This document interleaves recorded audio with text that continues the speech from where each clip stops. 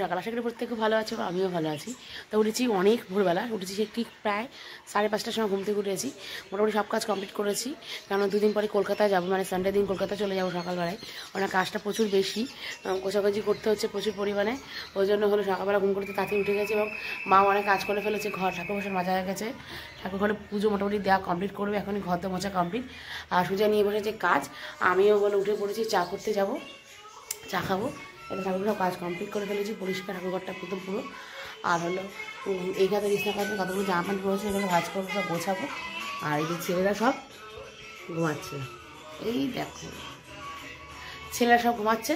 সে এখন মাত্র ঘড়িতে বাজে এখন 8:45 বাজে, এখন হয়নি, এখনও এরা ওঠেনি। অবশ্যই সাথে উঠে এরা কী বা করবে, এরা রাত্রে ওঠেনি।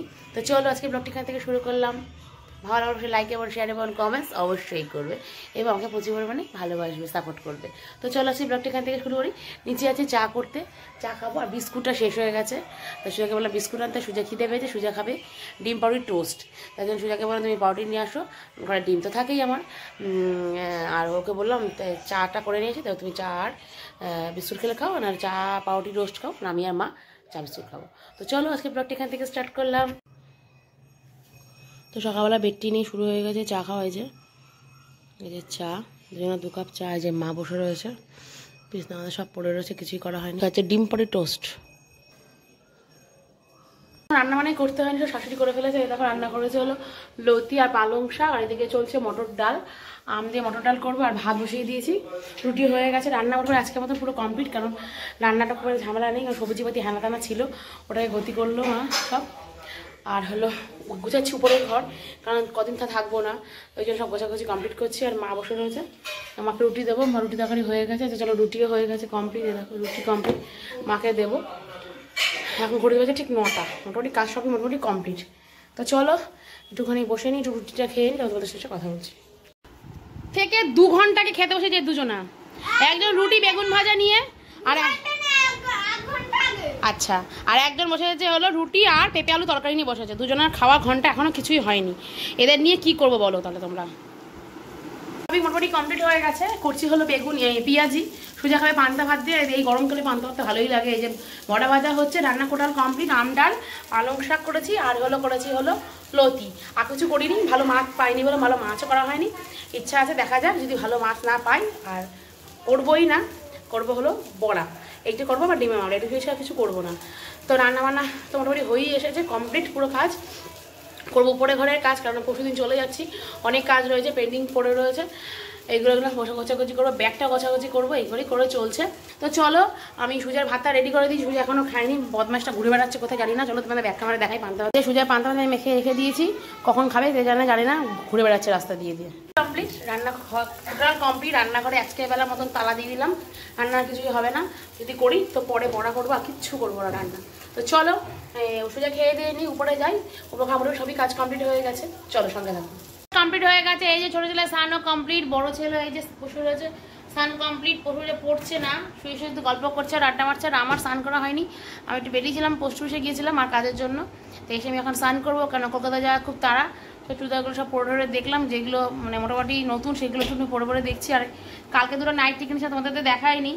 এই দেখো প্রিন্টটা, এই এরকম, এটা আমি কিনেছি একটা হাত কাটা, এই যে হাত কাটা নাইটি একটা। আর মা একটা কিনেছে, তোমার দেখাচ্ছি দাঁড়াও। আর মা একটা কিনেছে হালকা গোলাপি কালারের হাত কাটা, মাও হাত কাটা করেছে। হাত কাটা আমার গরমে ভালো লাগে না। এই যে আমার হাত কাটা নাইটিটা, এই দুটোটা কালকে কিনে নিয়ে এসেছি, তোমাদের সঙ্গে সেটা শেয়ার করা হয়নি।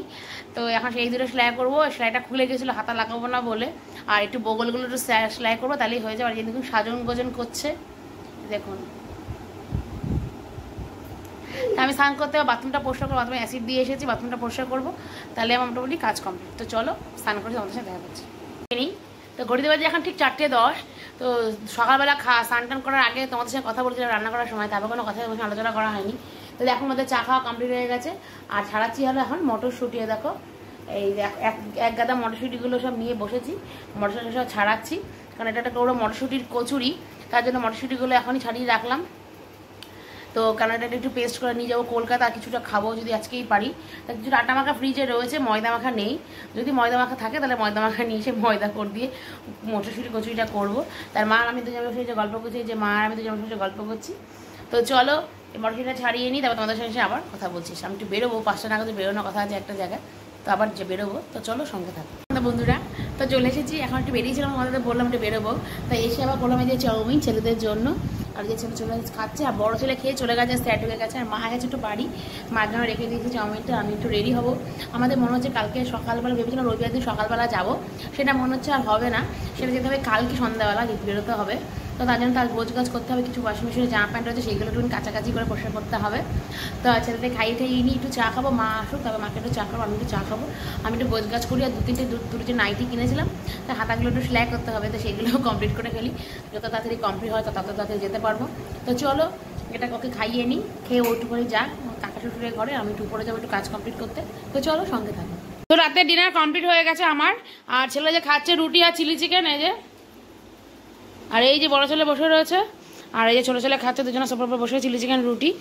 আর এই যে মা শুয়ে পড়েছে, মার খাওয়া দাওয়া কমপ্লিট হয়ে গেছে, আমারও শুয়ে দুজনেই খাওয়া হয়ে গেছে, আমি বসে রয়েছি। তো চলো আজকে ব্লগটি এখানে শেষ করলাম। গুড নাইট, শুভরাত্রি। নিউ ব্লগের অপেক্ষায় থাকো, আশা করি নিউ ব্লগ তোমাদের কাছে অবশ্যই খুব তাড়াতাড়ি আসবে এবং আশা করি ভীষণ ভালো লাগবে। তো চলো, গুড নাইট, শুভরাত্রি।